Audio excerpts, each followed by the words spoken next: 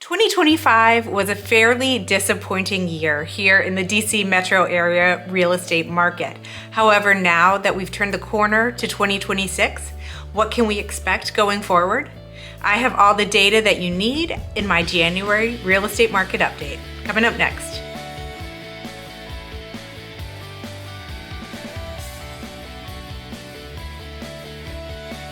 Hi, I'm Greer Updegraft. I'm a local realtor with Pearson Smith Realty, and this is your January real estate market update for the DC metro area. All data is sourced from Bright MLS through the end of December 2025. Now let's look at those 2025 numbers, which showed closed sales were down 2% year over year to just over 3,700 sales. Now that was kind of a lackluster way to end a fairly disappointing year in our local real estate market. Looking at inventory in the area, it continues to climb. In December, we saw active listings up 28.8% year over year. Active days on market were up 8 days to 27 days. That's a significant increase year over year. Still though, we are seeing median sold price increasing. In December, we saw that price up 5% year over year to $620,000. Now that's being pushed up in large part due to activity in the higher end luxury market. So median sale price is still rising, even though we are seeing inventory build up and sales decrease. So it doesn't necessarily track in line with basic supply and demand.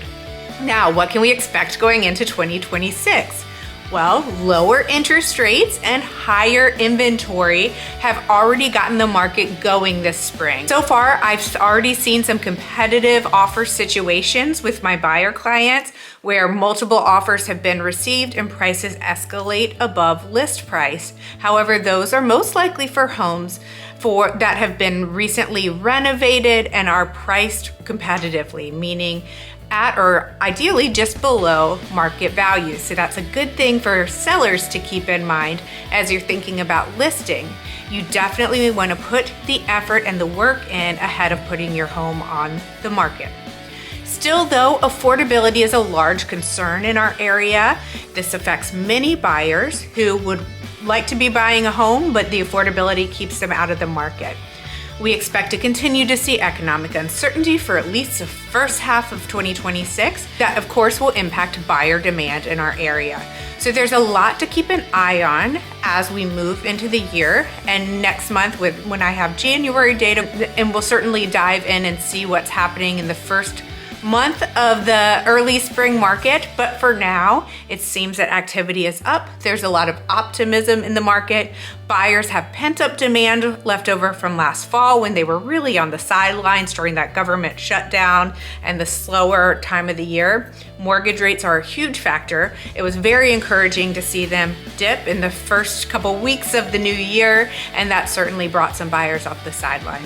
Greer is here for all your real estate needs. Reach out to me anytime to talk about your local market or about buying or selling a home. It'd be my pleasure to help. Have a great day and take care.